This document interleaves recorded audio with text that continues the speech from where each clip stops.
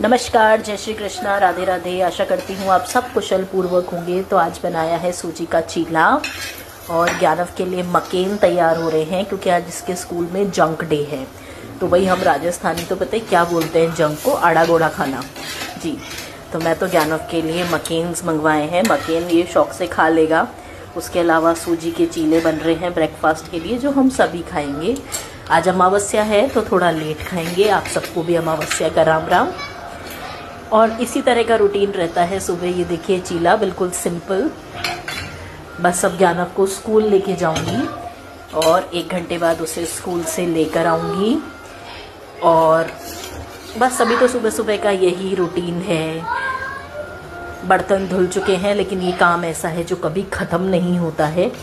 आइए एक बार आपको ज्ञानव को भी दिखाती हूँ। ज्ञानव नहा चुका है, बस यूनिफॉर्म पहनेगा। राधे राधे।